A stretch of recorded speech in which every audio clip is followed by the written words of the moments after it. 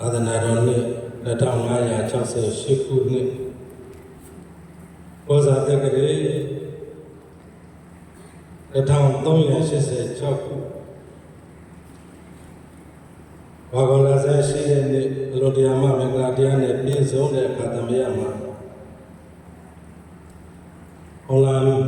ခရံအောင်လာမြို့နယ်ပြလို့ရှိဆိုင်ပေါ့ပြလမြစ်ပြလို့ရွာပေါ့ဘာတို့မှရှိကြတဲ့လူတိုင်းကမှများဖြစ်ကြပုံတော့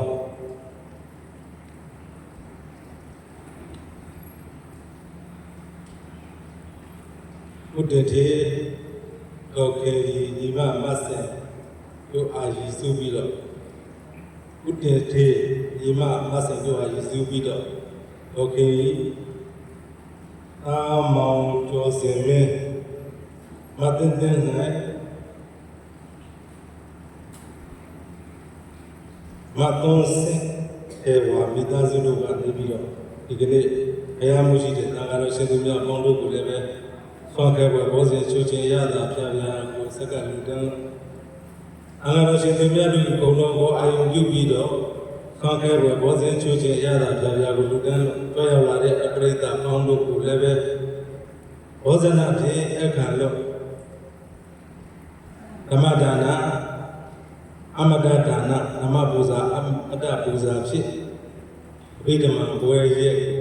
လူတန်းဆက်ကပြီးတော့ဆင်ကျင်းတဲ့ပွဲမှာဘုရားရှင်ကိုယ်တော်မြတ်ကြီးနောက်နှစ်ပေါင်း2500ကျော်လုံးကပြောကြားခဲ့တဲ့ဥဒ္ဒပြောကြားစကား6ပါးဟာပါလေဥဒ္ဒပြောကြားစကား6ပါးဒီနေ့ပြောမယ်ဆိုရင်မှတ်လို့ဘုရားပြောတဲ့စကား6ပါးအဲ့လိုလေးမှတ်လိုက်မယ်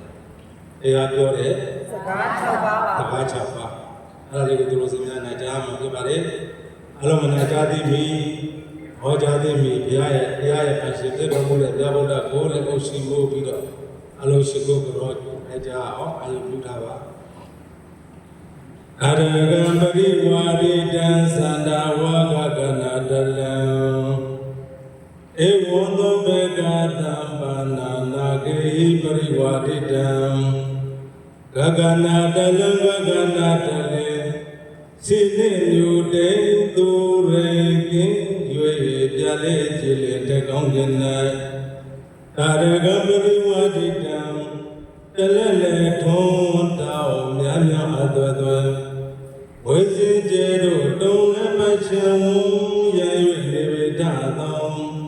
ပုံနာမဝဝတိတိရှုံးဆိုဤ၍အလုံးစုံလည်းပြည့်စုံတတ်သောသန္တာအေမြရောင်ရည်တိကလေးဟုဝိပေါ်သူလာပြီးဝန်သည်ဝိရောသန္တာဝကြတိမင်္ဂလာတော်စွာဖြူကျွေတည်နေလပ်ပါလေတကဲ့သို့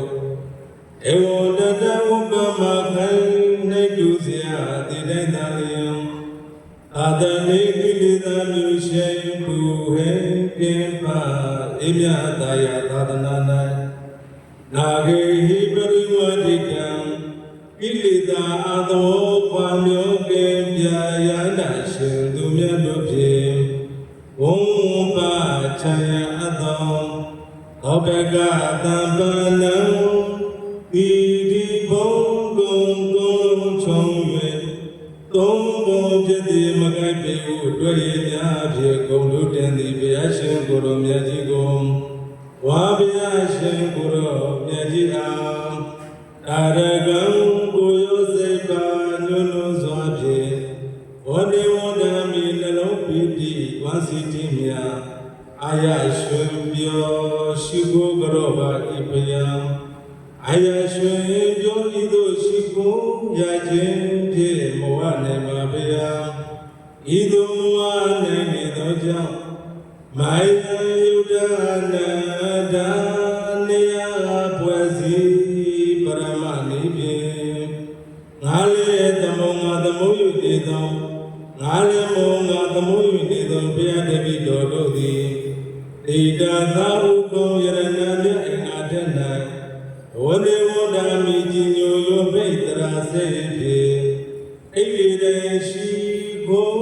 nuri dan uja thalira kasali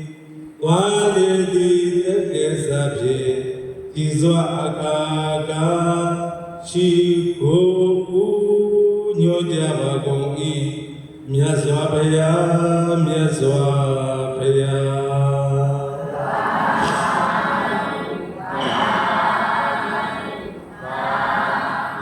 ရှင်ပြတော်မူတဲ့မြတ်ဗုဒ္ဓဘုရားအရှင်ကိုပြီးတော့ရှိခိုးကြောကအခုချိန်ကစပြီးတရားတော်များကိုအကြမ်းနဲ့ကြအောင်တရားကောင်းစဉ်ပြထားတယ်ဗါတဲ့တရားဆိုတရားပြောတော့စကားချက်ပါပြောလို့ရအောင်ပေါ့ဘုရားပြောတော့စကားချက်ပါတရားဘာတွေပြောသွားတယ်ဆိုတာလေးကိုဦးဇင်းတို့ပြောပြလို့ဖြစ်ပါအများကြီးမဟုတ်အနေချင်းမှတ်မိဖို့ပဲအဲ့တော့ကျွန်တော်စမြမနေ့ကလည်းဦးဇင်းတို့ဓမ္မယုံမှာပြုပြောတော့ဓမ္မယုံမှာတဏှာရတော့ပဲဟောတယ်အဲ့ဒါတော့မှလူတွေကကိုယ်ကောက်နေကြည့်အောက်လို့ဆိုတော့အောက်လို့ကိုယ်ကောက်လို့ဆိုတော့ဦးဇင်းကဘောပေါက်တရားကိုစိတ်ဝင်စားတာသူတို့အပြစ်မဟုတ်ဦးဇင်းအပြစ်ဦးဇင်းကိုတရားမလဲရောဒီကတရားကိုဟောတာဒီပြီးအောက်လို့ဆိုတော့ဝိပဿနာတရားလူတိုင်းအလုံးသွင်းဖို့ခက်တယ်။ဒါနအကြောင်းတွေအမှုတင်ပြီးတော့ဟောမယ်။သီလအကြောင်းကိုအမှုတင်ပြီးတော့ဟောမယ်။သူ့ရဲ့အကြောင်းအကျိုးခံစားရမယ်ဥစ္စာတွေဟောမယ်ဆိုလူတွေကသဘောကျတယ်။အဲ့ဒီကဒီစရာလေးပြောလိုက်ဆိုရင်လူတွေကသဘောကျတယ်။ဒီစရာမပါတရားကအေးချောက်ကြီးဖြစ်သွားတယ်နော်။အဲ့ဒီစရာလေးကြီးဆွတ်ပြီးတော့ဟောတာဆောက်တော့ဟော။အဲ့တော့မင်းကအာရဏစတပါမှာဖြစ်လာခဲ့တဲ့ဖြစ်နေတဲ့အဲ့ဒါခဏတည်းဖြစ်နေတဲ့ကိစ္စကိုပြောပြတယ်။လူထဲမှာမျက်စိပါတယ်၊နားပါတယ်၊နှာခေါင်းပါတယ်၊ရှားပါတယ်၊ကိုယ်ပါတယ်၊အနောရှိဒီ၆ပါးတားမရစီးမရတမင်လုံးလာတဲ့ပုံပဲ။အလိုတဘာဝအတရားကိုတိုက်နေတယ်။ကြည့်တယ်အဲ့ကြည့်တာမဟုတ်ဘူး။ကြည့်တယ်လို့ကလောကနေပြောအမှန်တော့မျက်စိဒါပြီးတော့တိုက်တယ်ငါပဲသူကကြည့်တာဟုတ်မျက်စိချာလို့တိုက်တယ်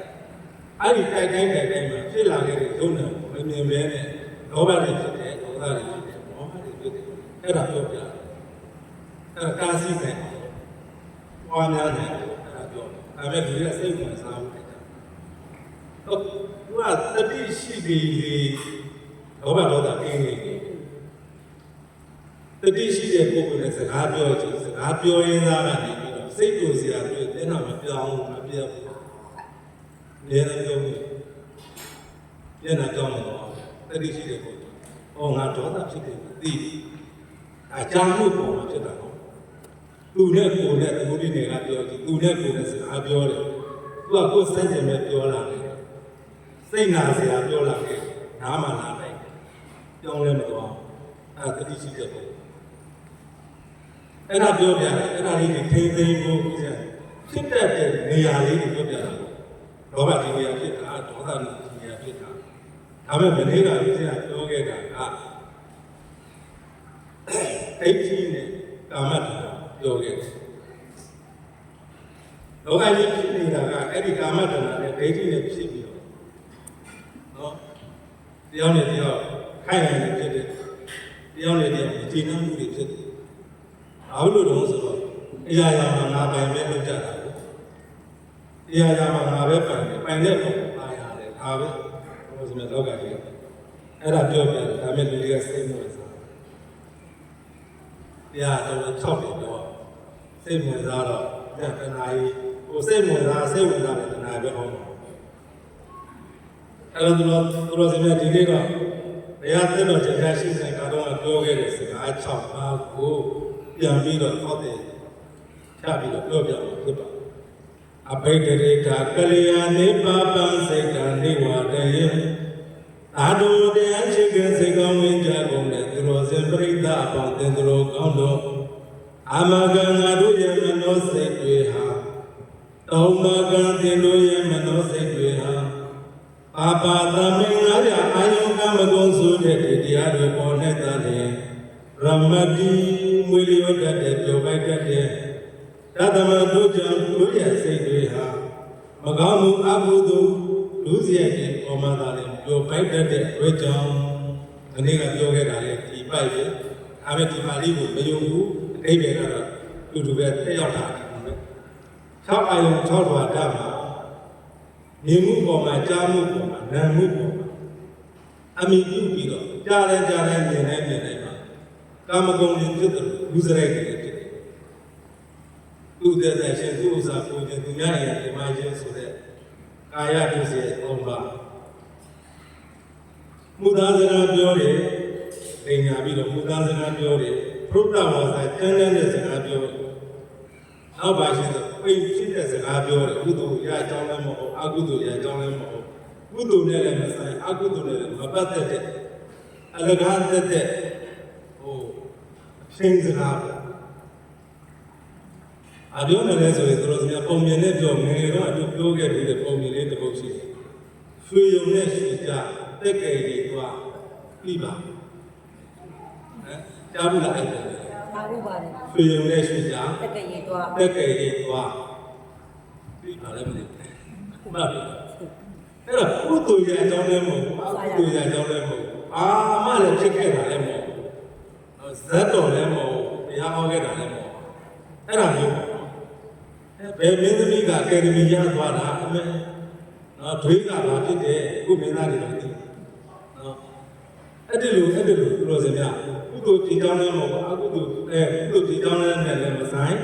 စီးပွားဥစ္စာဒီကြောင်းနဲ့လည်းမဆိုင်ပညာနဲ့လည်းမပတ်သက်တဲ့စကလုံးမျိုးတွေနော်တန်ပဗလာပဝါစာလို့ပြော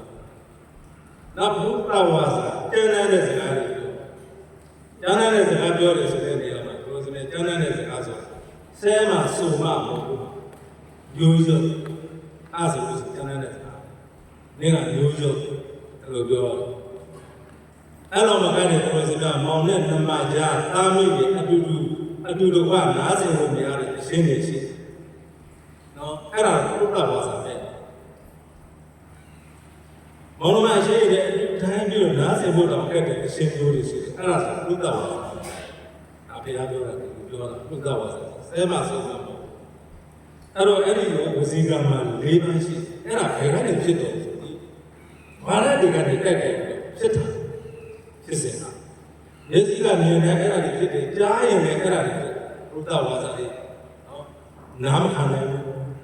မကြားခြင်းမကြည့်ခြင်းဘူးမျက်စိကလည်းဒါမျိုးတွေဖြစ်အဲ့ဒါငါးပြ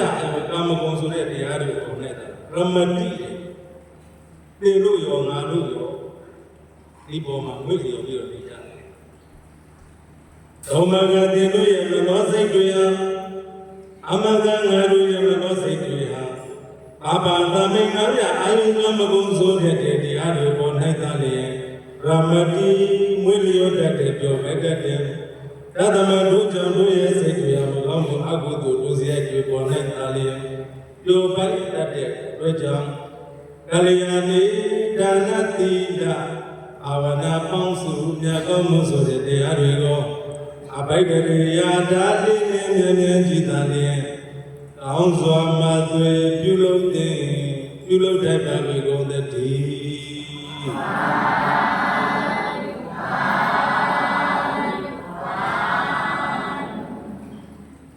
အဲ့လိုလိုစင်မြတ်တို့ဒုစရိုက်တရားတွေကိုခဏနေအောင်ပါလို့ဒါနသီလဘာဝနာတွေကိုလှည့်လည်မြန်ကြည့်ဆိုတော့ပွားများတဲ့ပွားများတဲ့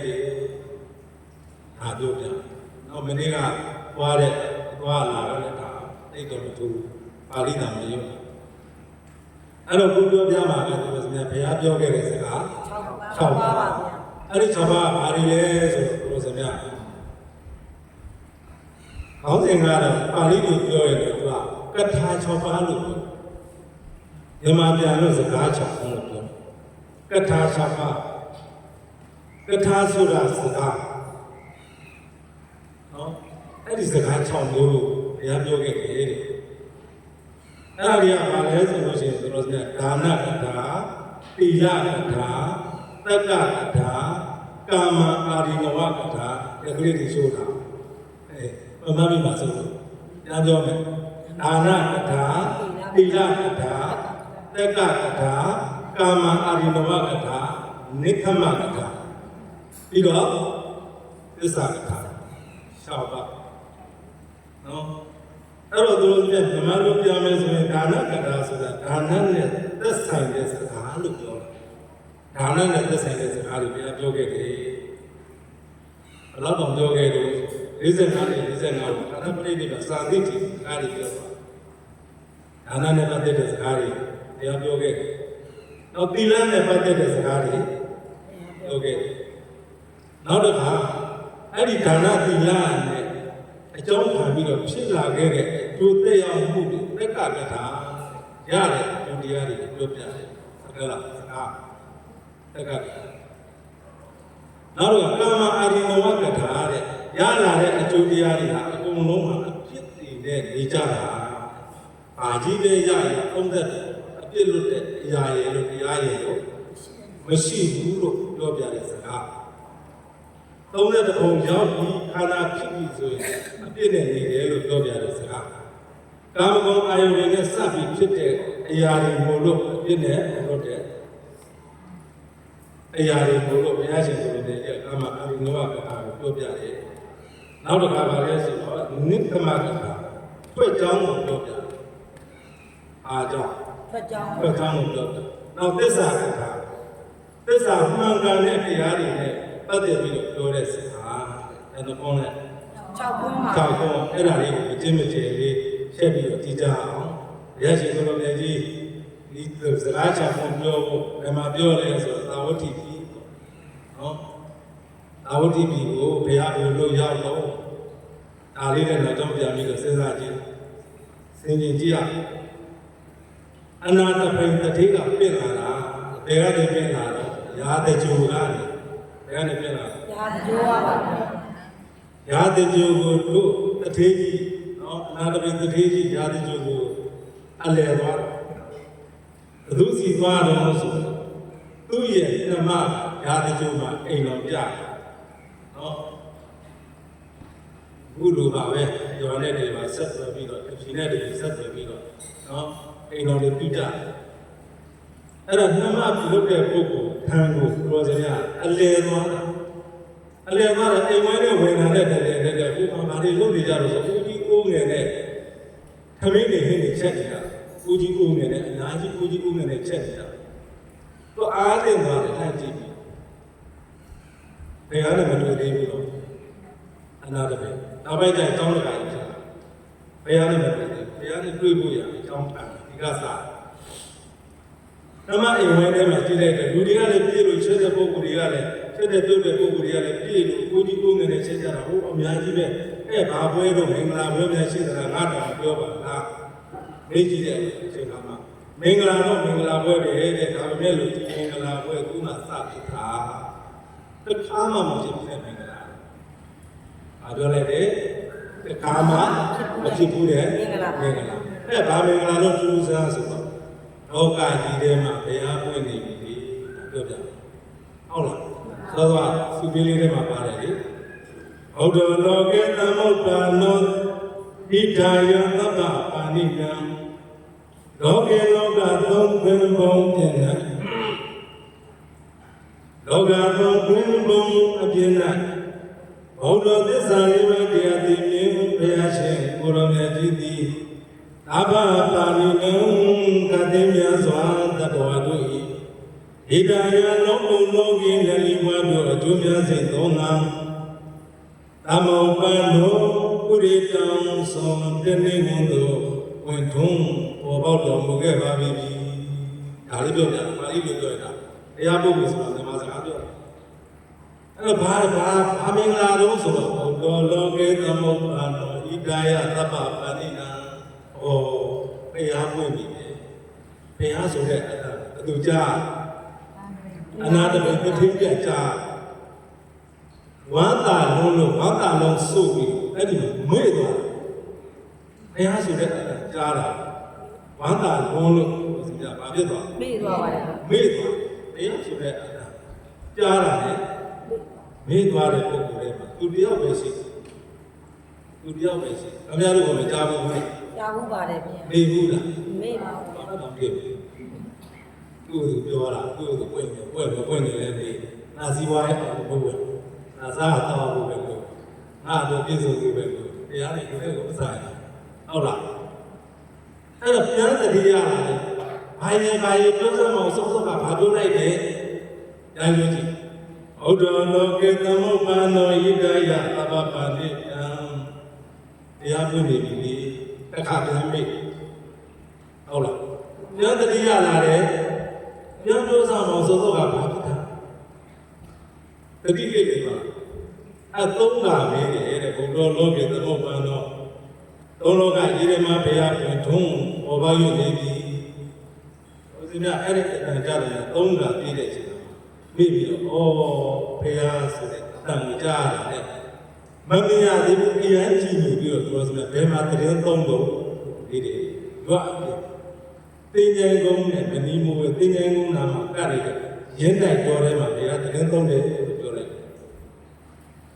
သူရောက်တဲ့အချိန်ဟာရိုးရိုးကြီးဖြစ်နေတယ်။အဲ့အာယုံအတွက်ချက်နေတာဦးကြီးဦးနေတယ်။အဲ့ဒီဘုရားရဲ့ဘုရားတော်မှာပါလာတဲ့တန်ဃာတွေရဲ့ဆုံးကပ်ဖို့တဲ့အဲ့ဒါတစ်ချက်နေတာတဲ့အဲ့ဒါမလုံးတပူ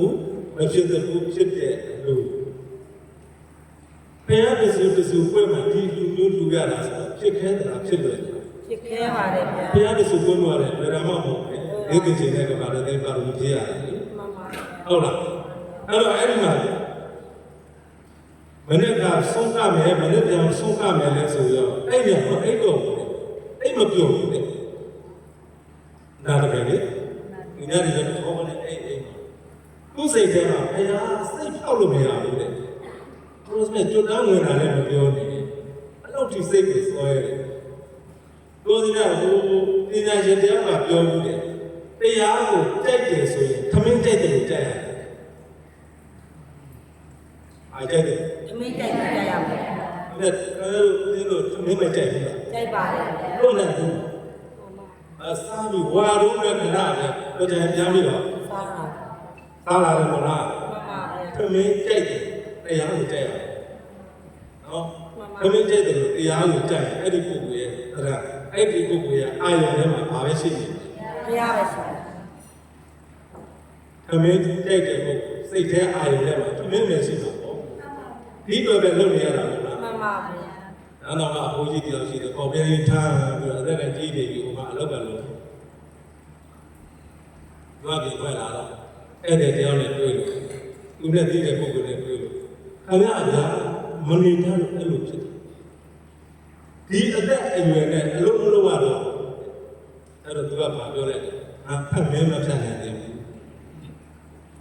ဘလို့ကောင်းတာလားသမင်းမဖြတ်နိုင်သေးလို့အလုပ်လဲဟုတ်ပါဘူးသမင်းကိုကြိုက်ပြီးတာဟုတ်တယ်သမင်းကြိုက်တော့အလုပ်လုပ်ရတာလောကကြီးထဲမှာအဲ့ဒါပဲချမ်းသာစိတ်ဘာမှမရှိဘူးဟုတ်လားမှန်ပါလောကကြီးထဲမှာချမ်းသာစိတ်ရှိပါဘူးကိုယ်ရဲ့လေအတုံးကပါလာသမင်းကြိုက်တယ်လို့ပြောရနော်ဘယ်ဟာမှတက်တာနဲ့ရတဲ့အရာရဲ့လို့မရှိဘူးဘယ်ဟာမှအများအစိုးအတွက်လည်းခါထွက်လာတယ်မရှိဘူးယနေ့ကအဲ့တော့ဘုရားကြိုက်ခဲ့တာလေဘုရားကြိုက်တာလည်းမပြောနဲ့တရားကြိုက်တာလည်းမပြောနဲ့ဆိုတော့ပါရမီတွေဖြစ်လာခဲ့တဲ့ဘဝတွေဘုရားနဲ့လက်တွဲပြီးတော့ပါရမီဖြစ်လာခဲ့တာဘဝဘောမနေဘူးနာတစ်ဖိတ်နဲ့အဲ့တော့ဘယ်တော့မိုးလေးမလဲဘယ်တော့မိုးလေးမလဲနဲ့ဆိုတော့အဲ့ဒါနာအဲ့ဒါပဲတွေးနေညအိတ်မပြောတော့ဘူးအဲ့တော့သူတို့စမြတစ်ခါကြာရောင်းပြောင်းပြီးတော့အလင်းအောင်အိမ်မောင်းနဲ့ဆက်ဆက်သွားတယ်မိုးလေးပြင်တင်လို့နောက်ဆုံးကြတော့ဘုရားကိုဘယ်တော့တက်တက်ပြီးတော့မြန်လို့ပြီးတော့နေလို့ဒီလိုဖြစ်တဲ့တော်တော်မြန်လို့တဲ့ပုဂ္ဂိုလ်နတ်တွေတော့အနေနိုင်ဘူးတဲ့သူတော်စမြနောက်ဆုံးကြတော့နတ်တွေကမိုးလင်းအစင်ပြရတယ်သူစမ်းမှုလားသူစမ်းပါလေဗျာသူစမ်းတယ်အလုပ်တွေလုပ်ခဲ့တာဟုတ်မှန်ပါဗျာဟုတ်လားမှန်ပါဗျာသူစမ်းတဲ့အလုပ်တွေလုပ်ခဲ့တာသူစမ်းတာတကယ်လို့တကယ်ဖြစ်ပါအဲ့တော့သူစမ်းဘုရားစီတွားဖို့ဥစ္စာတော့ဘုံမလဲနဲ့ရုံဘုတို့ထိုင်လိုက်ပဲလေတယ်လည်းဒီဘုဘောလဲတယ်လိုက်အားပဲတွေးနေတယ်ဝိကျင်နေပြီကုကျင်နေဟုတ်လားအဲ့တော့သူစမ်းအဲ့ဒီမှာတက်တွေကအလင်းအောင်သာစင်းပြရတယ်တဲ့နည်းနည်းပို့လို့ဆိုတကယ်တော့မလင်းသေးဘူး တရားကိုလည်းရောက်သွားလှမ်းလို့ကြည့်လိုက်တယ်တရားသတင်းသုံးနေတဲ့နေရာကအရွက်ကကျဲကျဲနင်းတွေကကြားအောက်ကတမိုးတွင်းလုံးမှာကျွတ်တဲ့ချိန်ဆိုတော့တမိုးတွင်းလုံးဝါနေတော့ဝါချီအောင်ပြတ်တည်နေနော်အဲ့ဒီပုံမှာမြစ်ပါပါလေးခင်းပြီးတော့သတင်းသုံးနေတာတို့ကိုတရားဟောဘယ်တော့ဆင်းရဲခဲ့တယ်ဆိုတော့စဉ်းစားကြည့်ဘယ်တော့ဒုက္ခရောက်ခဲ့တယ်ဆိုတော့စဉ်းစားကြည့်အဲ့ဒီကြမှာကိုဖေးရှင်ကိုရှင်ဘုရားညတင်ကြလို့ကျင့်စေရတာချမ်းသာတာဝရှိရတာလူတို့နဲ့လူကြီးပြောမယ်ပါဠိတွေပြောတော့ဘယ်ပဲစကားချက်ပုံမဲ့ပြောမှာဆိုတော့အဲ့တော့ငါဆင်းရဲတဲ့အခါဆိုလို့ဘာမှရှိတယ်နေရာဘာဥစားဘာလောဘဘယ်လိုပဲနေရာငါမှဆင်းရဲတယ်ဆိုတာမရှိဘူးတဲ့အဲ့လိုဘာပြန်ပြောလို့ဆိုတော့နာတပင်ကဒါတော့အောက်မှာလည်းပဲမညီမညာသူကဆိုအားလေးပေါ်မှာအိတ်ပြီးတော့နော်ဟိုစောင်းနေတဲ့ကျွန်တော်နေတဲ့ကောင်းကောင်းမွန်မွန်အိတ်တော်ပေါ့လားအဲ့ဒါကိုကြည့်ပြီးတော့ဘယ်လိုလုပ်ချမ်းသာမလဲတဲ့နာတပင်ကတို့ဒီမှာကောင်းကောင်းမွန်အိတ်တော်တော့ဒါလည်းစင်မပြေဘူးလေဟုတ်လားစိတ်ထဲမကြအဲ့တော့ဘုရားကိုကိုယ်နဲ့တိုင်းပြီးတော့ကိုယ်နဲ့နိုင်ပြီးတော့နော်ကိုချင်းစာပြီးတော့ပေးတယ်သူ့သားစကားပဲပြောတယ်ဘယ်လိုလုပ်ချမ်းသာမလဲအဲ့ကြောင့်ကာမအကြောင်းလေးမနေ့ကဦးပြောခဲ့တဲ့ကာမတဏှာနဲ့ဒိဋ္ဌိအကြောင်းလေးပြောပြတယ်လောကကြီးဆင်းရဲတာအဲ့ဒီကူကြောင့်ဆင်းရဲတာတဲ့အားနဲ့ပါအဲ့ဒီနဲ့တဏှာငါအဲ့ဒါကိုဆုံးပြီးပြီးတဲ့ဘာမှဆင်းရဲစေချင်တယ်အစွဲတကူကြောင့်လောကကြီးဆင်းရဲနေတာနှစ်သက်မှုလွန်ကဲခြင်းကြောင့်လောကကြီးဆင်းရဲနေတာ ဟုတ်လားမှန်ပါအဲ့ဒါကိုတော်စင်များငါအဲ့ဒါပယ်ပြီးပြီငါမှကိလေသာတွေမရှိဘူးလောကကြီးဆင်းရဲကိလေသာတွေကြောင့်ဆင်းရဲတယ်လို့ပြောပြတယ်အဲ့ကြောင့်အိုးကိုကောင်းလိုက်တာမကြားတခုကြားပြီးတဲ့စကားအရသာရှိလိုက်တာအနာတပင်ကအာရပါရဥစ္စာပြီးတော့ပြစ်လာခဲ့တာသူနဲ့လူတွေဆုံးလည်းမအပ်တော့ဘူးဆုံးကနေကြားနေမှာဆိုတော့ကြာလာကြမထူးထမ်းတော့ဟုတ်လားအဲ့မှာဆုံးကနေကြားနေမှာလေမအပ်တော့ဘူးဒါလည်းပြစ်လာတယ်ကိုပြလာသာဝတိရာဇဂျိုကလည်းသာဝတိကိုဘယ်ရောက်လဲဆိုတာအနာတပင်နဲ့တွေ့ပြီးပြလာတာကိုသိယူဇနာကိုကြောင်းတလုံးဆောက်သွားတာလေသိယူဇနာဆိုဆက်တဲ့တိုင်ပဲဒါလည်းဆိုကြောက်ပေါင်းလောက်ရှိဒါလည်းဆိုအောင်လာနဲ့ကြောက်ပေါင်းလောက်အောင်လာကနေကြွတယ်ကြောက်ပေါင်းလောက်မှာကျောင်းဆောင်ကဘာနဲ့တောင်းပြီးတောင်းဆောက်လိုက်အဲ့မှာသူကဘုရားကမိတ်တယ်ရှိတယ်ခရီးသွားကြဒါမဲ့တနေ့ကိုသိယူဇနာပဲသွားအဲ့မှာခန္ဓာဆက်မသွားနဲ့အဲ့ဒါကျမ်းမာရေးနဲ့လည်းညီညွတ်တယ်လူလည်းသားမသွားဘူးကျမ်းမာရေးနဲ့လည်းညီညွတ်တယ်ခရီးလည်းရောက်လူလည်းမသိခဲ့အဲ့ဒါမိတ်များတဲ့အဲ့မဲ့ဘုရားမိတ်တယ်လည်းပဲအနာတပင်ကြီးရပါတယ်6တိုင်ခရီးကိုတောင်းတလို့ဆောင်အဲ့ကနေသွားလိုက်တာဓာတ်တော်လားဆိုရင်သူက24ပြီတာဟုတ်တာတပလာအဲ့တပလာမျိုးမှာအကြောင်းတလုံးဆောက်အဲ့လိုဆက်ပြီးတော့ဆောက်သွားတာအာဝတိကြီးနော်အဲ့လိုပြန်သွားအာဝတိကြီးရောက်မှသူဆိုကြဘုရားသူကလာပြီးဆိုကာမအာဝတိကြီးသားတွေအကုန်လုံးကလည်းအဆက်အနွယ်လေးနဲ့ပြောကြည့်အောင်ဆက်စားလေးနဲ့ပြောကြည့်အောင်အဲ့ဒီအချိန်ကမှသူဟိုဘာပဲမှာလေပွင့်မြူတဲ့မှာဘုရားတဆူရှိတယ်အဲ့ဒါပါလေကျောင်းတော်ရအဲ့ဒီကျောင်းတော်ရလည်းနည်းနည်းလေးဆက်ပြောအဲ့ဒါမှလည်းဆက်မသွားဘူးတရားစီနည်းနည်းလေးပေါင်းပေးတယ်အဲ့ဒီကျောင်းတော်ရရဲ့ဘက်ကဆိုင်းဘုတ်ကြီးရေးတာလည်းပါလေရွာနာနဲ့အရင်ကရှိခဲ့တဲ့ရွာနာမရေးတာဝါနိစ္စအာမတေဝိနဲ့မှာဆိုင်းဘုတ်ကြီးနဲ့ငါးတိုင်သွားတဲ့နေရာလေငါသွားတဲ့ယူတဲ့နေရာသွားတဲ့နေရာအေးတာမာရိစာအာမန်အဲ့ဒါပါဠိစကားမြန်မာပြန်လို့ရှိရင်ပုံတယ်လို့ဆိုတာမာရိစာဆိုပုံတယ်နော်ကာမဆိုတာကဒီရွာထဲမှာနေတဲ့လူတွေကတဲ့တောင်သူမလို့ညာမလို့လဲမလို့ကုံရောပုံပဲလုပ်တယ်လို့ပြောတယ်တရွာလုံးနေပါတော့အဲ့မှာစီးနေတဲ့ပုဂ္ဂိုလ်က2ယောက်နော်2ယောက်အဲ့ကျောင်းတော်ရာမှာနာမည်ရှိခဲ့တဲ့ယဟန္တာနဲ့မဟာဗုဒ္ဓနဲ့သုလာဗုဒ္ဓဆို သူတို့ဒီကိုနေရမဟာပုံရနဲ့ပုံရနဲ့ဆိုတာပုံရနော်အကိုလုံးတဲ့ပုဂ္ဂိုလ်ကအိန္ဒိယကိုသွားပြီးတော့ရောင်းဝယ်လုပ်ပြီးဆိုလို့ရှိရင်ညီလုံးတဲ့ပုဂ္ဂိုလ်ကဒီမှာကုန်နေစုတာအဲ့ညီလုံးကိုလုံးတဲ့ပုဂ္ဂိုလ်ကဟိုကကုန်နေပြန်ပြီးတော့တဲလာတဲ့အိန္ဒိယကိုမြန်မာပြည်ပြန်သွင်းတယ်အဲ့လိုဒီကကုန်နေပြန်တဲသွားဟိုကကုန်နေပြန်ယူလာဟုတ်လားအဲ့တော့ဦးဇင်းတို့ဘုရားပြုသွားတော့အဲ့လိုလေဟိုကကုန်နေဆိုဟိုကဈေးကဗမာပိုက်ဆိုင်တယ်ဆိုလို့ရှိရင်ဘာမှမကြောက်ဘူးသူတို့လူပြီးနေဆိုလို့ရှိရင်လဲပြီးတော့ဘာမှဈေးမရှိအဲ့မြန်မာသူကိုရတော့တော့လဲမှာသူတို့စီကရတဲ့ပိုက်ဆိုင်တဲ့အားကနေဆိုလို့ရှိရင်တရားစင်ပြီးမြန်မာလူနဲ့နေရာနေဆိုပြီးတော့အဲ့တော့သွားတဲ့အချိန်ကမှ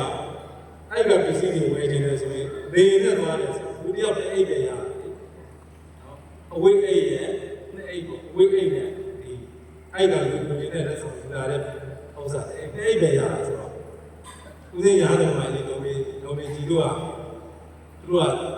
မောင်မောင်နဲ့နေရာဆိုတာအဲ့မှာဝယ်တာနဲ့အိတ်ပေါ့နဲ့အိတ်နဲ့မကြည့်တာဘူးဦးစင်းနဲ့ပြီးတော့တဲ့အိတ်ဆရာတော်နာမည်နဲ့ပြီးတော့တဲ့အိတ်နာမည်ယူအောင်မယ်လုပ်အောင်မယ်ဆိုတော့ဦးစင်းကလည်းကိုယ်တကားလည်းပြန်ပြေးဖို့ဆိုတဲ့အိတ်ပြောင်းဝင်ထားတာဘလို့မှပြဈေးရတော့မရှိနောက်ဝယ်လို့ရှိရင်တော့အဲ့လိုပေါ့အဲ့ကဝယ်ပုံလေးဝယ်ဒီကပြန်ရအောင်ဈေးကောင်းကောင်းရအဲ့လိုပေါ့အဲ့လိုလုပ်ပြီးတဲ့နေ့ဘုရားပြန်ရောက်လာပြီအဝိတ္တိရောက်လာပြီဒီကလည်းပုံလားအချင်းမဟာပုံနာမထေကကိုရောကိုဝင်သွားတဲ့အချိန်ကသွားတိုးတာတိုးပါတယ်အဲ့တိုးတော့သူတော်စင်ကပုံကရောင်းသိမ့်မထွက်ဘူးတဲ့ဘိုးတွေကလည်းမလို့လားမသိနော်ဘိုးတွေဝါရှင်တွေရာဇီဥရှင်တွေမကောင်းတော့အယောင်းဝင်မကောင်းတော့လည်းပုံနဲ့ကြီးနေတာအဲ့ဒါတဲတွေပတ်ပြီးတဲတွေပတ်ပြီးဝင်းရတယ်အထဲမှာပုံတွေပုံထားတာအဲ့ကနေပြီးတော့သူကလမ်းဘက်ကိုခဲ့ခဲ့ကြည့်တော့လူတွေကမြို့ပြည်ဘက်ကိုထွက်ထွက်သွားတယ်ပစ္စည်းလေးတွေတဲ့တရားကိုင်လို့ဘုရားလို့ဆိုသူတို့အိမ်တွေနဲ့နေမှာပေါ့အဲ့လိုဥပုသ်ဆောင်ပါဆိုတော့မှဆိုတော့အိမ်ထဲကလေးတွေပတ်ကလေးတွေနဲ့ပကားလေးတွေနဲ့သွားတယ်ဆန်လေးတွေအိမ်ကလေးသူတို့အိမ်ကလေးတွေနဲ့အစိမ်ကလေးနဲ့ဆွဲသွားတယ်ဥပုသ်ဆောင်ဆိုတော့တရားလေးတွေပေါ်ပြီးမြတ်တော်လေးဒီလိုနေမှာပေါ့အဲ့တော်ကလေးတွေယူပြီးတော့ရုပ်ပြင်ကိုသွားတော့ထူးဆန်းနေပြီမနဲ့အုပ်လိုက်ကျသွားကြတယ်2ယောက်ပေါင်း3ယောက်ပေါင်း5ယောက်ပေါင်းဘုရားတို့ကားနဲ့လာတယ်လို့ပေါ့ဘလို့မိကကားရစီဘလို့ကကားရစီအဲ့လိုလာတယ်ပေါ့သူထူးဆန်းနေတယ်ဘာလေးအားလုံးကြပါလေကားနဲ့အဲ့လိုမဟုတ်ပါ2ရက်ရောက်ပြည့်တဲ့အချိန်ကမနဲ့ကောနေကြီးရောညနေရောဆိုတော့သူမနေနဲ့တော့ပဲဘာဖြစ်တာတော့အားလုံးကြတာတော့နေ3ရက်ရှိကြည့်နေတာအဲ့ဒီကြောင့်မှစောစောကရုပ်တဲ့ကာလပဲပြန်ပြောဟုတ်တော်လောကေသမုပ္ပါနောပိဒါယအဘပါလိကလောကကြီးတော့ဘုရားဖွင့်နေပြီအဲ့ဒီမှာရှင်ဘုံရမထေရလည်းပဲသူတို့စတဲ့တွတ်တောင်းဝင်တာပြောတယ်ညာသာဖြစ်တာပြောတယ်ဘုရားဆိုတဲ့အတန်ကြားတော့မေ့တော့မသွားဘူးစက်သိမ်းမှုချင်းတွေပြန်ပြန်ထတာဘုရားဆိုတဲ့အတန်ကြားလို့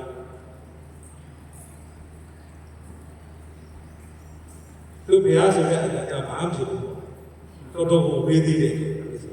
နော်တော်ကိုသွားအောင်လောက်အောင်လည်းတူးတဲ့လက်မထားဘူးညလာရောဘုရားဆိုတဲ့အတန်သိမိုးရေးထားပြီးတော့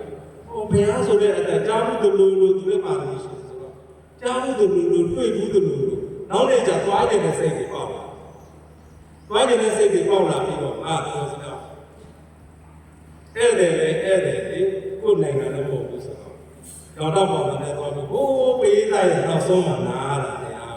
ပေးလိုက်ရနောက်ဆုံးမှနားအဲ့မှာစကားပဲမဟုတ်ပြော6ဘောမှာဘူးဒါဦးစင်းစခါပြောတာတော့သုတ်တန်တူတဲ့နဲ့အတူတူလာတာမဟုတ်ဘူးနားလေအောင်လို့ဒီမှာပြကိုတောင်းတော်ရတယ်ပါစေခြင်းလို့နော်ဘုရားခေါ်တဲ့စကားချောင်းကလည်းပဲတာမိုးရှိစေခြင်းလို့အောက်ပြီးတော့ပြောတာအဲ့ဒီကြောင့်မှဒီလိုစကားစကားချောင်းထဲမှာပထမဦးဆုံးပါဟောတယ်ဒါနကတာဒါနပြုကြစမ်းပါဒါနလုပ်ကြစမ်းပါနော်တိုက်တွန်းတော့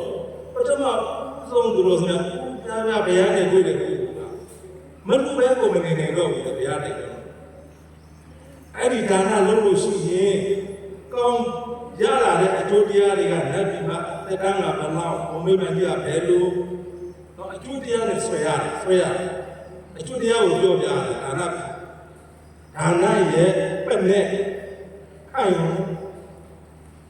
အကျိုးတရားကိုပြောတာကတက်ကထာလို့ဒါနနဲ့တွဲပြီးတော့ဒါနကအကျိုးတရားတက်ကကအကျိုးတရားအဲ့ဒီတွဲပြီးတော့ပြောတာနော်လူပြည့်နေပဲလူချမ်းသာနတ်ပြည့်နေတယ်ချမ်းသာဘယ်ဘဝရောဒါနလုပ်လို့ရှိရင်ချမ်းသာတယ်ဆိုတဲ့အကျိုးတရားဘောကအပတ္တိကိုရတယ်ဘဝအပတ္တိကပြည့်စုံတယ်ဘယ်လိုပြောပြတော့ဘုရားရှင်များမလူချုံမဲနေပါဘူးအခုလူကြအောင်ဘုရားရှင်များအဲ့ဒီမှာစားတော့စားရတော့ကြာတာငါအတွက်အရင်ဆိုတာဒါပဲလို့နားတယ်ငါအတွက်အရင်ကဒါပဲလို့နားတယ်ဒါပေမဲ့လို့အဖြစ်ရှင်တဲ့စိတ်နဲ့ဒီလုံးဆို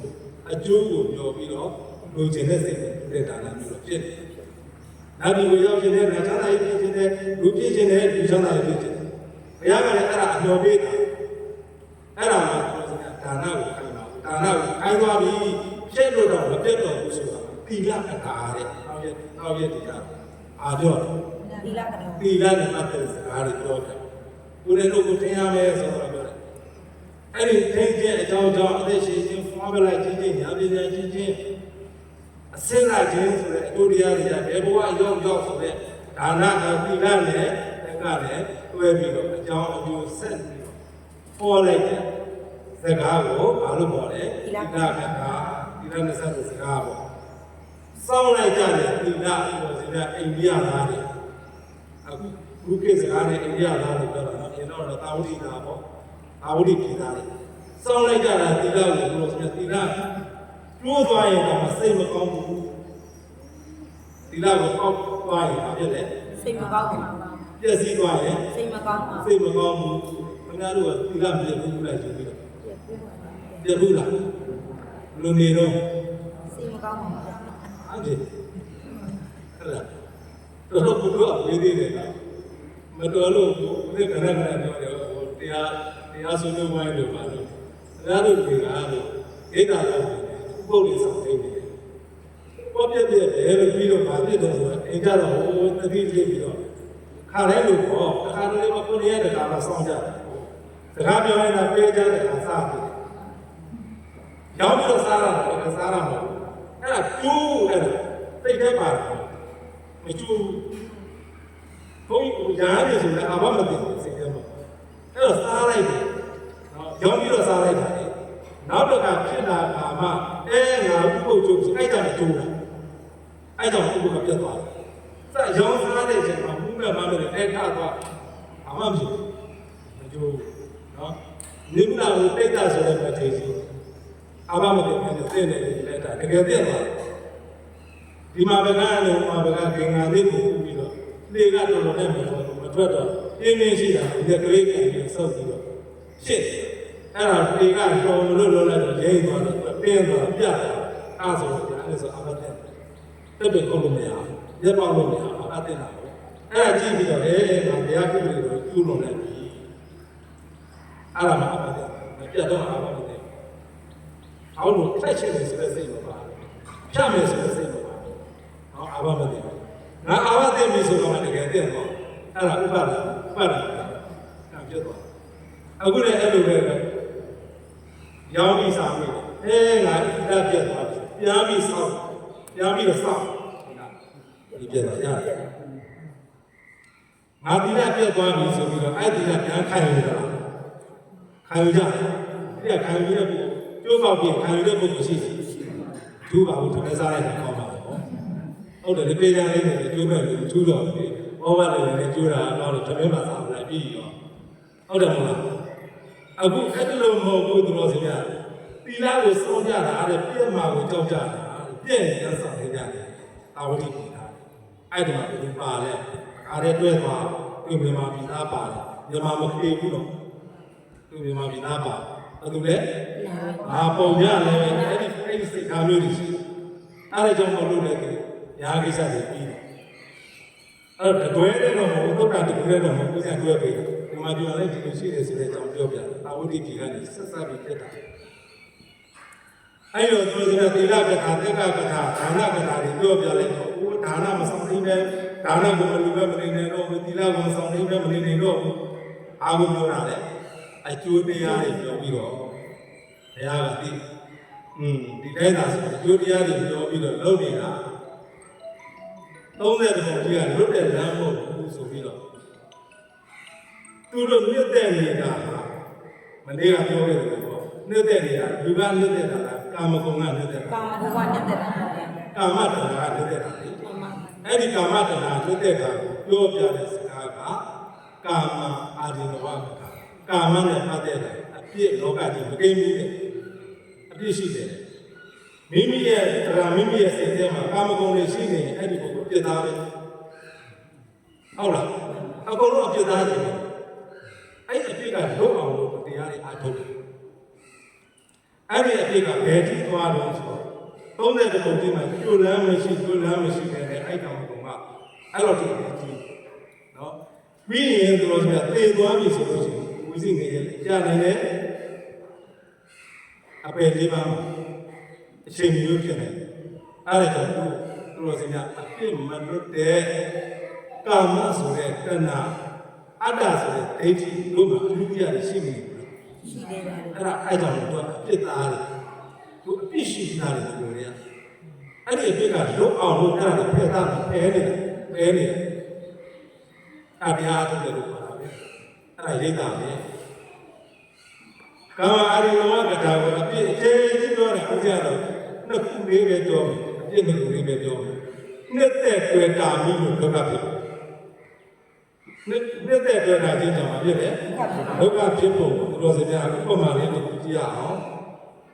သူတော်စကြငါးပြားတဲ့ပုဂ္ဂိုလ်တင်မှုလားဒီထဲမှာပြားမှုတဲ့ပုဂ္ဂိုလ်ရှိပါလိမ့်မယ်ငါးပြားမှုလားပြားမှုတဲ့ပုဂ္ဂိုလ်ရှိပါဘာနဲ့ပြားများတဲ့ဟောတိကောင်းနေတယ်အားများတယ်ဆိုတာအမှားတော့ဆွဲပြားပြီးဆွဲတာအားတော့မလာပြားဆွဲတာလိမ့်များခေါ်တာပေါ့အာကုန်ချိတ်တာဒီကောင်းလေးချစ်ဒီကောင်ချိတ်တာအာဖုံးတာအာဖုံးတာချိတ်ကိုဖုံးတာကဲနည်းနည်းမေးဦးမယ်တော်စများဖြေတာလေးများမှာငါ့ကိုဒုက္ခပေးတာဒီကောင်ကဒုက္ခပေးတာလားမများကြီးကဒုက္ခပေးတာဒီကောင်းတော့ပြတော့စဉ်းစားကြည့်ပါဦးဒီစားဒီကောင်းကမများကြီးကဒုက္ခပေးတာလားဒီကောင်ကဒုက္ခပေးတာဟုတ်တယ်မများကြီးအိမ်ချတာလားကုန်လားဒီကောင်းတော့ဟုတ်လားလားကုန်မလားအာနေပြီလားဒီကောင်းမြင်ပြီလားလေကဲသူသွားပြီးတော့မမြူဘူးလားမျိုးပါတယ်လားကုန်မြူတာလားချိတ်ကုန်မြူအဲ့ဒါလေဒီကအဲ့ဒါအပြစ်ဖြစ်ပေါ်ရဒီကစားတို့အပေါ်ကနေဖုံးလာတာပြစ်တွေကအတွင်းထဲမှာပြစ်ဟုတ်လားဒါဖြစ်ရင်တို့ဒုက္ခပေးတာကအများကြီးကဟိုငါ့ကိုဒုက္ခပေးတာအများကြီးကဒုက္ခပေးတာလားဒီကောင်ကဒုက္ခပေးတာဒီကောင်ကပေးတာဟုတ်တယ်မဟုတ်လားအဲ့ဒါပြောတာလေခင်ဗျားတို့ယောက်ျားကဒုက္ခပေးတာလားတဏှာကဒုက္ခပေးတဏှာဒုက္ခပေးတာဘာလို့ယောက်ျားသွားပြစ်တယ်မိန်းမကဒုက္ခပေးတာလားတဏှာဒုက္ခပေးတာအဲ့ဒီတဏှာပယ်ပြီးဘယ်သူဘိုးမှအပြစ်လည်းမမြင်တော့အပြစ်လည်းမရှိတော့အဲ့ကြောင့်မလေးကတော့ပြောခဲ့ပါသေးတယ်အဲ့တော့မိန်းမတွေယောက်ျားတွေစွန့်စရာမလိုဘူးသားတွေသမီးတွေစွန့်စရာမလိုကိလေသာစွန့်နော်သူတို့ပြောပါပိုင်းနေလို့ရအောင်ပြောပါမယ်မတူတော့ဘူးလေဘုံကြီးကြအောင်ဆိုလိုက်မှမလိုက်မလိုက်တဲ့သူတော့အားလိုက်နေတယ်နော်ဒီမရှိဘူးလို့ပြောတာအဲ့ဒီဝိတ္တံတရားအားထုတ်ရင်အဲ့ဒါကိုထုတ်လိုက်လို့ရှိရင်တို့ဆိုတာဟိုအနာဂါကြီးဖြစ်တဲ့ဗာလေ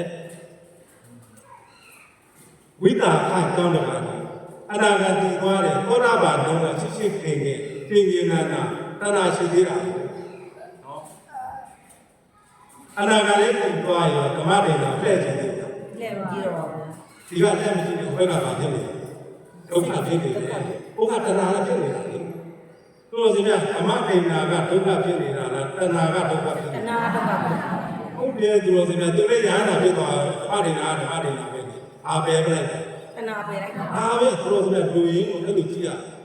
ငါအခုပြဿနာဖြစ်တာဘာကြောင့်ဖြစ်ပြေငါရှာငါခုဖြစ်သွားတဲ့ဖြစ်စဉ်ကဘာကြောင့်ဒုက္ခဖြစ်တာလဲဒါကြည့်ရမယ်လေအဲ့တော့ကာမဂုဏ်ရဲ့အကြောင်းတွေကိုအပြစ်တွေကိုပြောပြငါကိုလွတ်တဲ့မိကိုအများကြီးချိန်ခါရတာအားကိုလွတ်တဲ့မိကိုဟိုဒီကောင်ကိုလွတ်တဲ့မိကို ဒီငါအလုပ်ကားတယ် ညာတိတ်ချိတ် ချိတ်ကားတာမလားမများချင်းမရှိဘူးလား စူပါတယ် တို့ဒီနေ့သိရင်ဒီမျိုးက မညိုပါဘူး ဒီကောင်လေးလက်မောမိလို့မများချိတ်ကားဟုတ်လား မှန်ပါ 30တည်းပြီးတယ်မှာအဲ့ဒါပါပဲသူ့မေမောလို့ချိတ်ကားတယ်ငါးရီကိုလည်းသူကအဲ့ဒီကမ္မဂုဏ်ရဲ့ဒုက္ခတွေခံနေရတယ်ဟုတ်လားကမ္မဂုဏ်ရဲ့ဒုက္ခတွေခံမနေရဘူးလားမများချင်းစုစုမောင်းမသိဘူး သိပါဘူး ဘူလိုက်ကြ၊ရင်လိုက်ကြ၊ပူလိုက်ကြ၊နာလိုက်ကြ၊သိလိုက်ကြအဲ့ဒါတော့လည်းဒီစုနေတာနော်ဒီတမှုရိယာကြောင့်ဒီခန္ဓာရတာလေဟိုပညာရှင်ကြောင့်ရေးထားတယ်ရှိတယ်ပါလေသစ္စာနတံဝက်ွက်လံ၍သုံးတံကာလဒိမပစ္စုပ္ပံတပ္ပနာကမယမတိဆက်စသာလီတော့အတိလည်းမကြဘယ်ရှိသေးတယ်ဆိုတော့သစ္စာနဲ့တန်ပတ်ပွက်လာရဆိုသမုဒိယသစ္စာနဲ့ ဒုက္ခ ဒုက္ခသစ္စာကိုပြောတယ်ဟုတ်လားခန္ဓာကဒုက္ခသစ္စာလေ မှန်ပါ ခန္ဓာကပါလေ ဒုက္ခသစ္စာ ဘယ်သူကြောင့်ရ တပူရိယကြောင့် ဒီနေ့ပတ်ပွက်လာတယ်အတိမပစ္စုပ္ပန်တပ္ပံအနာကအတိကသမုဒိယပစ္စုပ္ပန်မှာခန္ဓာဒုက္ခအဲ့ဒါခန္ဓာဒုက္ခမရှိမသိတော့ပစ္စုပ္ပန်ပါပဲကာမတဏ္ဍပြန်မဖြစ်ဘူး ပြန်ပြစ်ပါတယ် ပြီးတော့အနာဂတ်မှာ ဒုက္ခသစ္စာ ဒီခန္ဓာပဲဒုက္ခသစ္စာပြန်ရ ပြန်ရ အဲ့ရတဲ့တရားမှာဒီလည်းမကြဘယ်ဘုံကဘဝရောက်မှလည်းမသိဘူးတဲ့အတိလည်းမကြဘူးတဲ့လူဘဝဆိုတဲ့သက်တာတယ်နတ်ဘဝဆိုသက်တာတယ်ဟိုတလိ္ဆာဘဝတို့တိတ်တာဘဝဆိုသက်တာပါအဲ့ဒါပြောတာအတိတ်မှာပြစ္ဆုတ်ပါအတိမကြဘူးဘယ်ဘုံရောက်မှလည်းရောက်မှဆိုတော့ခံမလို့မရဘူးဟုတ်လားအကမဂုံရဲ့အပြစ်တွေအဲ့ဒါသေလို့ကိုနတ်ပြည်ကြီးပြောမနေနဲ့လူချမ်းသာနဲ့ချမ်းသာရင်ပြောနေအဲ့ဒီအပြစ်တွေရှိတယ်နတ်ချမ်းသာရောက်ရှင်လိုက်တာဆိုတာသူတို့စကားနတ်ပြည်ကိုရောက်ရှင်လိုက်တာဆိုတာဒီကောင်မြင်လို့နတ်ဒုက္ခမမြင်ဘူးအထက်မှာအများကြီးဒုက္ခရှိတယ်လို့မသိတာလေလူကြီးထတာမဖြစ်စင်ဟုတ်လား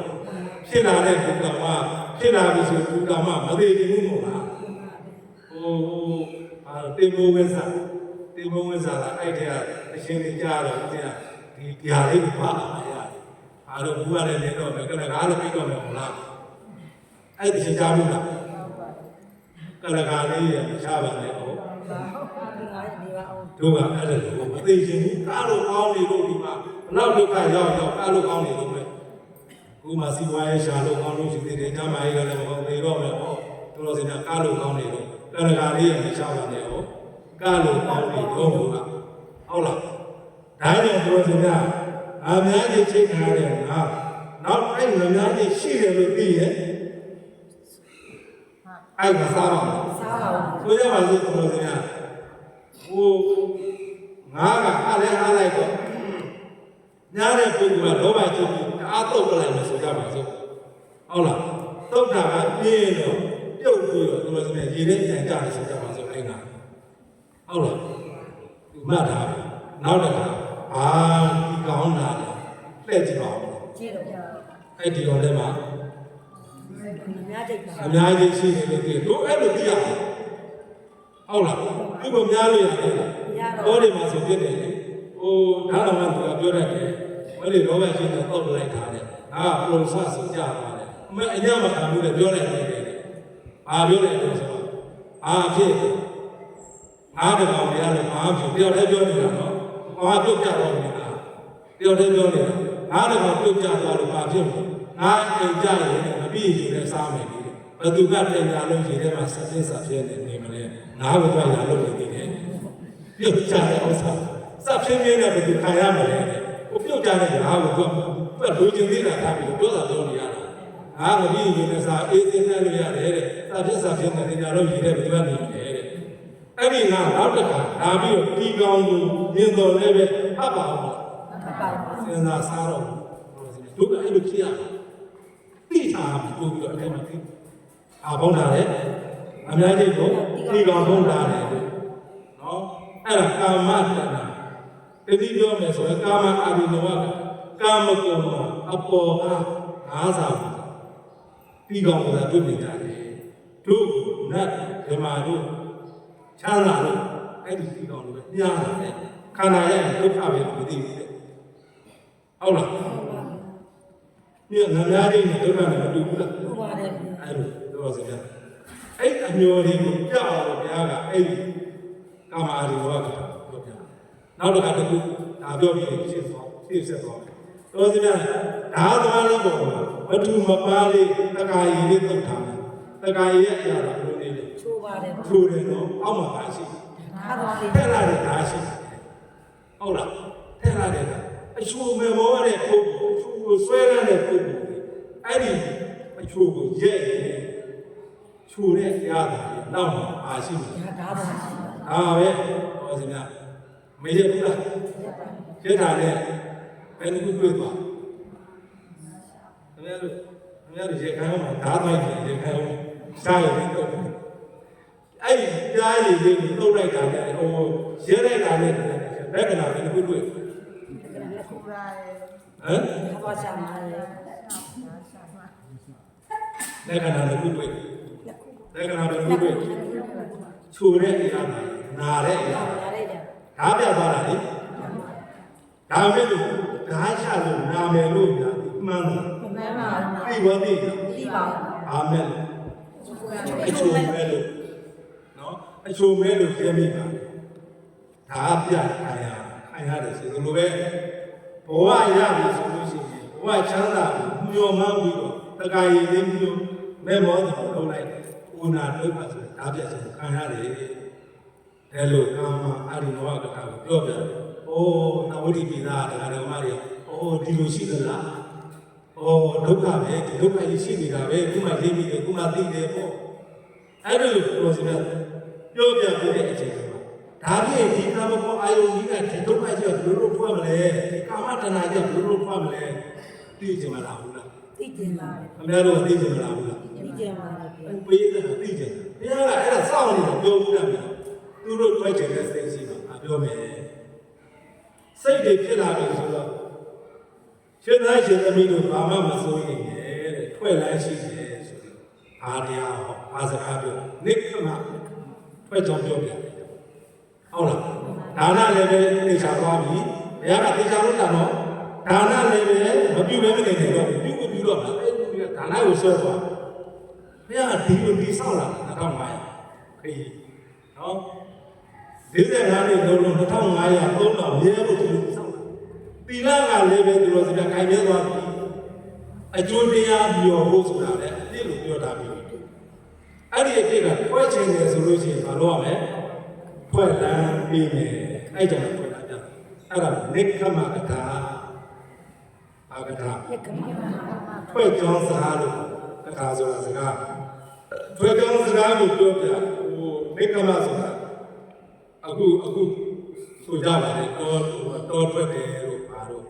เนาะနိကမဆိုတာကထွက်တာတခုပဲကောက်လို့ရတယ်ကွာဒုံလဘတို့ဝိကြတယ်ထွက်ကြတာမဟုတ်လားဒုံလဘဝိကြတာထွက်တာအိမ်ကနေပြီးတော့ကျောင်းလာတာလေကာမဂုဏ်အာယုန်ကိုခဏဆုံးလိုက်တာထွက်တာအိုးအိမ်ကိုဆုံးဘူးလားအိုးအိမ်ကိုခဏတာဆုံးပြီးတော့တော်တယ်လို့ဆုံးတဲ့ပုံကိုရှိသလိုခဏတာဆုံးတဲ့ပုံကိုရှိဘယ်လိုပဲဆုံးအဲ့ဒါနိကမပဲထွက်တာနော်အိမ်ကတည်းကလည်းဒီမှာရှိသေးတယ်ရှိတော့စွန့်ခြင်းနော်ထွက်ခြင်းစွန့်ထွက်ပြီဆိုကြတဲ့ကမစွန့်နိုင်ဘူးမစွန့်နိုင်ဘူးခဏတာပဲနော်အဲ့လိုကြောင်းရောက်လာတယ်အိမ်မှာဒုက္ခတွေများတယ်ဆိုပြီးတော့ကြောင်းလာဘုံဘုံဝတ်တယ်ထွက်ပြီတခါကြောင်းရောက်လာတဲ့ဓမ္မတွေနဲ့ဆက်ဆံရပြောရဆိုရကလေးတွေနဲ့ကျောင်းသားတွေနဲ့ဒုက္ခများတယ်ငါတို့တရားအထုလို့မရဘူးဆိုတခါထွက်ပြန်ရောဟုတ်လားရွာကျောင်းကြီးကိုထားပြီးတော့ရနေဆိုပြီးတော့ထွက်လိုက်အဲ့ဒါတခါထွက်တယ်အဲ့ဒါနေခမပဲဟုတ်လားဒါနော်လူတွေမြင်တွေ့နေတယ်နဲ့ထွက်နေအဲ့ဒီကျမှဘုရားရှင်ကိုလိုမြတ်ကြီးကထွက်နေသင်မျိုးပြောထားတယ်ကာမဂုဏ်အာယုန်တွေကထွက်တဲ့နေရဲ့ကိလေသာထွက်တာပေါ့ဒါကထွက်တယ်ကိလေသာကအခုကဒီတော်တွေကထွက်အိမ်ကနေပြီးတော့ကျောင်းလို့ထွက်တယ်ကျောင်းကနေ YouTube တွေဒီမှာလည်းတရားအားလို့မရဘူးဆိုတော့လည်းဝင်တယ် ဟုတ်လားအဲ့ဒါဒီတော်တဲ့ကဒီဘက်တာဘုရားပြောတဲ့ဒီကဒီတော်တဲ့ကဒီဘက်တာမဟုတ်ဘူးမိမိတဏ္ဍာမှာမိမိတရားမှာရှိနေတဲ့ကိလေသာတော်တွေနဲ့ထုံးလိုက်အဲ့ဒါနိကမလို့နော်အားထွက်တယ်ကိလေသာတော့ကထွက်တယ်အာကိလေသာတွေကမနေတော့ဘူးကိလေသာတွေဘယ်ထုတ်လိုက်တော့ကိလေသာတော့လည်းမိမိစိတ်ရှိသေးလားရှိတော့ပါ အဲ့ဒါနိကမအစစ်အဲ့ဒီလိုထွက်လို့ရတယ်ရှင်းသားရှင်းသမီးကိုပုဂ္ဂိုလ်တွေတ attva တွေဒုက္ခရောက်နေတာပုဂ္ဂိုလ်တွေတ attva တွေဒုက္ခဖြစ်နေတာမဟုတ်ဘူးဖြစ်ကြောင်းတရားရှိတယ်အဲ့ဒီဖြစ်ကြောင်းတရားတွေပဲအဲ့ဒါထွက်ရမယ်ကိလေသာတော့ကထွက်ဖို့ဤနေမပြဘူးလားဘယ်လိုပြမလဲဘယ်လိုပြတယ်လဲဆိုတော့ဘယ်လိုလုပ်ရမလဲအဲ့ကိလေသာတော့ကဖွဲ့အောင်တရားတည်းလို့ဘယ်လိုလုပ်ရမလဲလို့စိတ်ထဲမှာဖြစ်နေကြမှာအဲ့ကြောင့်သစ္စာကထာဒုက္ခသစ္စာသမုဒယသစ္စာမေဃသစ္စာနိရောဓသစ္စာဆိုတဲ့သစ္စာလေးပါးကိုပြောပြသစ္စာကထာလို့ဒီသမုဒယကြောင့်ဒီဒုက္ခဖြစ်တာလေ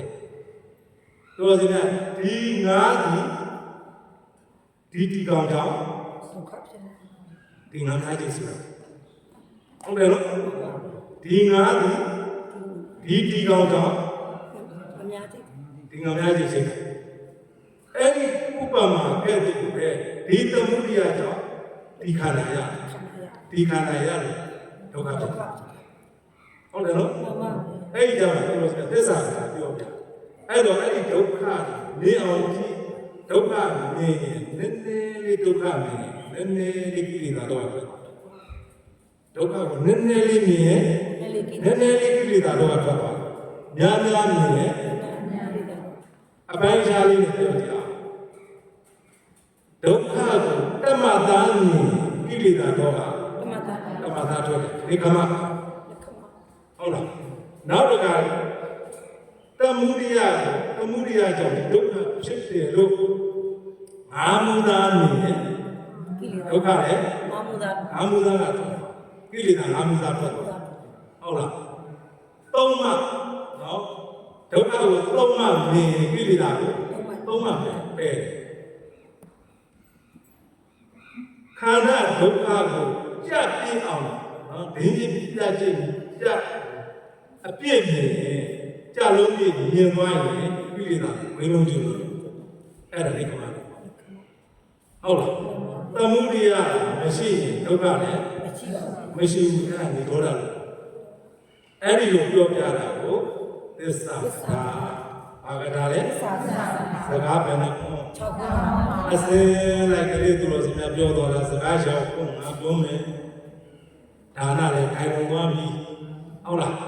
သီလတွေလည်းပဲမပြုတ်ပဲမနေချင်တော့ဘူးသီလတွေပဲစောင့်ထိန်ပဲမနေနိုင်တော့ဘူးအကျိုးတရားတွေကိုလည်းမမျှော်တော့ဘူးတို့စများအကျိုးတရားဟာဒုက္ခဆိုတာသိသွားပြီမဟုတ်လားဒုက္ခတွေလည်းအကျိုးတရားတွေကလည်းမမျှော်တော့ဘူးနောက်ဘာဖြစ်သေးတယ်ဆိုတော့တို့စများဒီကိလေသာတော်ကြီးတွေကထွက်ချင်တဲ့စိတ်တွေဖြစ်လာပြီအဲ့ဒီကြောင့်သစ္စာ၄ပါးဆိုပြီးတော့ဟောလိုက်ပြုတ်တန်းနေကြတာအဲ့မှာတရံကုန်တည်တဲ့ပုဂ္ဂိုလ်နဲ့နော်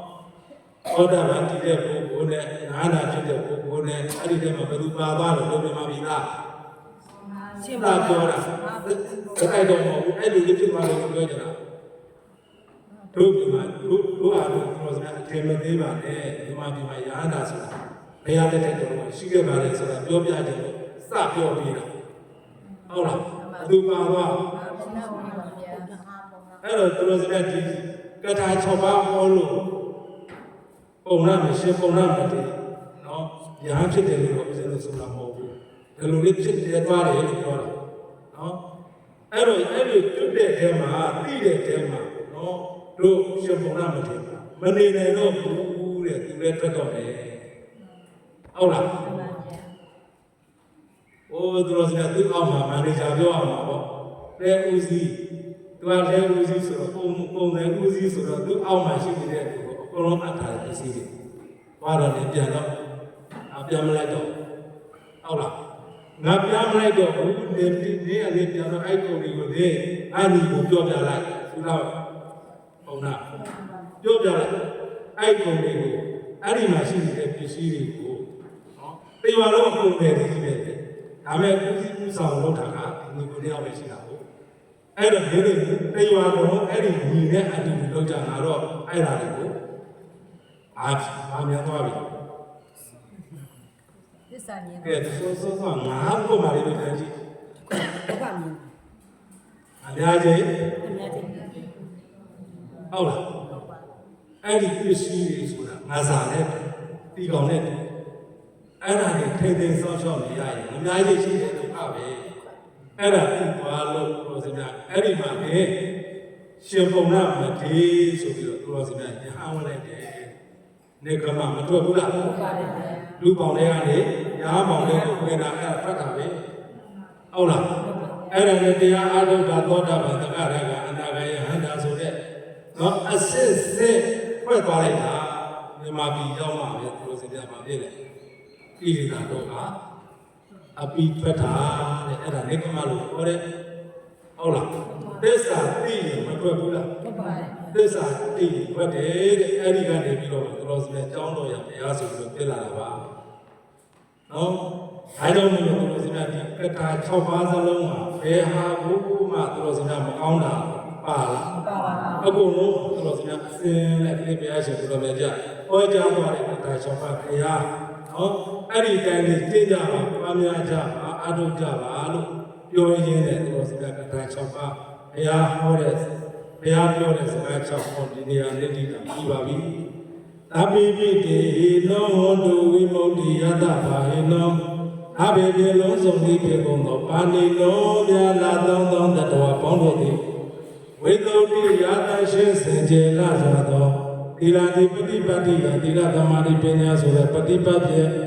ဝိမု ക്തി ယတဘာဟေနောဝိမု ക്തി ယတဆိုတဲ့နိဗ္ဗာန်ရတာကိုခံစားစံစားနိုင်ကြကုန်သည်ဟောတုဘဝတုဆက်ဆက်မသွေဖြစ်တော်မူကြပါစေကုန်သတည်း